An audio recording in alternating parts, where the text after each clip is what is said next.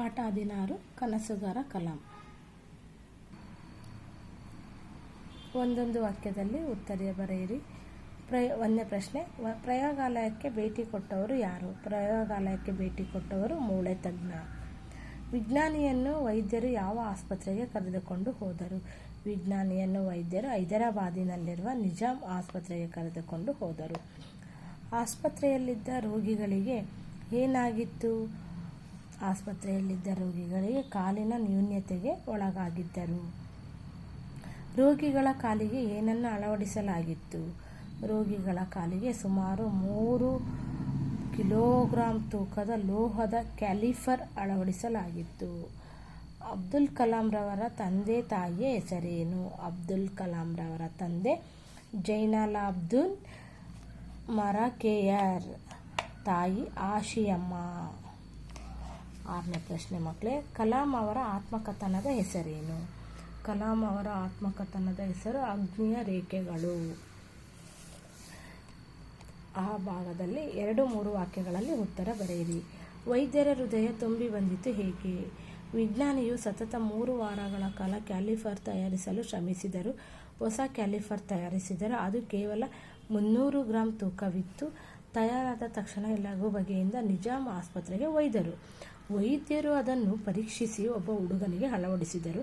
ಅವನು ಹೆಜ್ಜೆ ಇಟ್ಟು ನಡೆದನು. ಅವನ ಕಣ್ಣಲ್ಲಿನ ಆನಂದ ಕಂಡು ವೈದ್ಯರ ಹೃದಯ ತುಂಬಿ ಬಂದಿತು. 2ನೇ ಪ್ರಶ್ನೆ ಮಕ್ಕಳೇ, ಕಲಾಂ ಬಾಲ್ಯದಲ್ಲಿ ಯಾವ ಕನಸನ್ನು ಕಾಣುತ್ತಿದ್ದರು? ಕಲಾಂ ರವರು ಬಾಲಕರಿದ್ದಾಗ ಕಡಲ ತೀರದಲ್ಲಿ ಕುಳಿತು ಪರಿಸರವನ್ನು ವೀಕ್ಷಿಸುತ್ತಿದ್ದರು.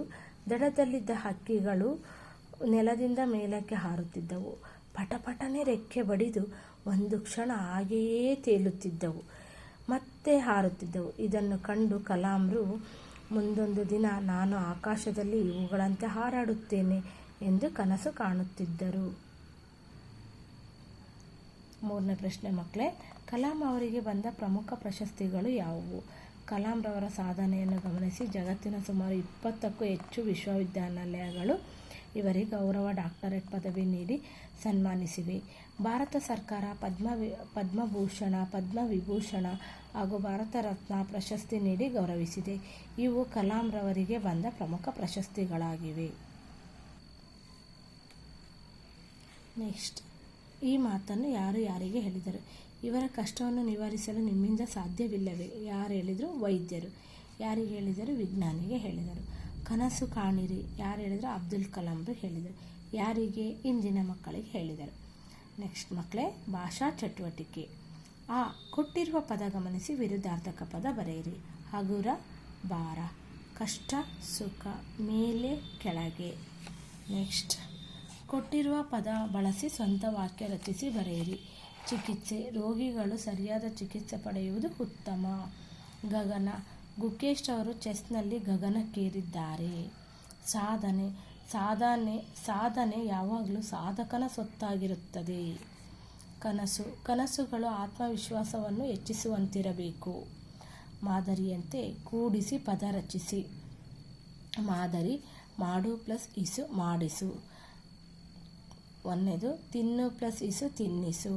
ಓಡು ಪ್ಲಸ್ ಇಸು ಓಡಿಸು. ಬಿಡು ಪ್ಲಸ್ ಇಸು ಬಿಡಿಸು. ಆಡು ಪ್ಲಸ್ ಇಸು ಆಡಿಸು.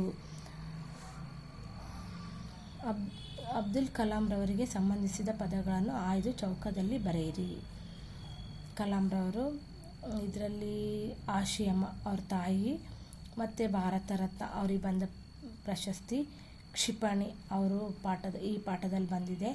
ಕ್ಯಾಲಿಫರ್ ಅವರು ತಯಾರಿಸಿದ ಕಾಲಿಗೆ ಒಬ್ಬ ಹುಡುಗ ಹಾಕ್ಕೊಳ್ತಾನೆ, ಮತ್ತು ಅವರು ನಮ್ಮ ರಾಷ್ಟ್ರಪತಿ ಆಗಿದ್ದವರು. ನೆಕ್ಸ್ಟ್, ಈ ಪಾಠದಲ್ಲಿ ಬರುವ ಹೆಸರುಗಳನ್ನು ಆಯ್ದು ಬರೆಯಿರಿ. ವ್ಯಕ್ತಿ ಹೆಸರು APJ ಅಬ್ದುಲ್ ಕಲಾಂ, ಆಶಿಯಮ್ಮ, ಜೈನಲಾಬ್ದೀನ್. ವೃತ್ತಿಯ ಹೆಸರುಗಳು ಮೂಳೆ ತಜ್ಞ, ವಿಜ್ಞಾನಿ. ವಸ್ತುವಿನ ಹೆಸರು ಕ್ಯಾಲಿಫರ್, ಕ್ಷಿಪಣಿ, ರಾಕೆಟ್. ಮಾದರಿಯಂತೆ ಸೂಕ್ತ ಪದ ರಚಿಸಿ. ಮಾದರಿ. ಪಡೆದನು ಪಡೆಯುತ್ತಾನೆ ಪಡೆಯುವನು. ನಡೆದನು ನಡೆಯುತ್ತಾನೆ ನಡೆಯುವನು. ಹಾರಿದನು ಹಾರುತ್ತಾನೆ ಹಾರುವನು. ಬರೆದನು ಬರೆಯುತ್ತಾನೆ ಬರೆಯುವನು. ಓಡಿದನು ಓಡುತ್ತಾನೆ ಓಡುವನು.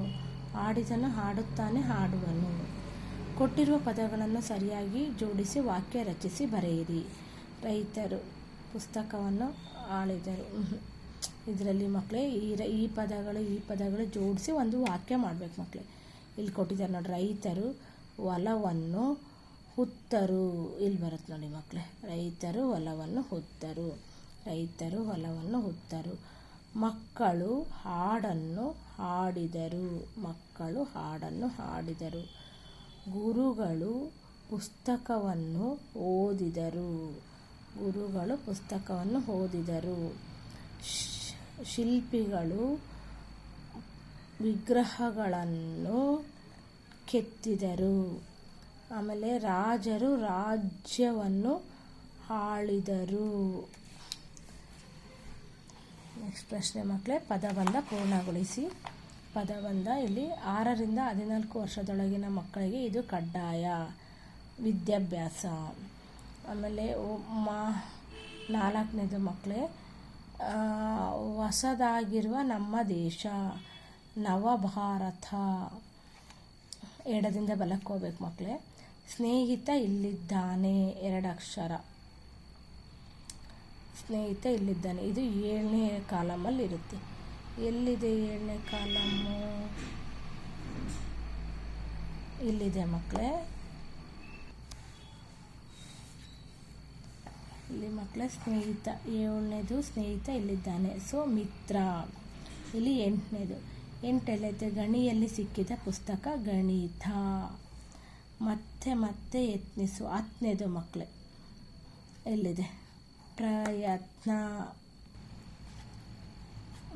ಮತ್ತೆ ಯತ್ನಿಸು ಅಂದರೆ ಪ್ರಯತ್ನ ಅಂತ. ಮಕ್ಕಳೇ ಈಗ ಎಡದಿಂದ ಬಲಕ್ಕೆಲ್ಲ ತುಂಬಿದ್ದೀವಿ ನಾವು. ಈಗ ಮೇಲಿನಿಂದ ಕೆಳಕ್ಕೆ. 1ನೇದು ಆಕಾಶ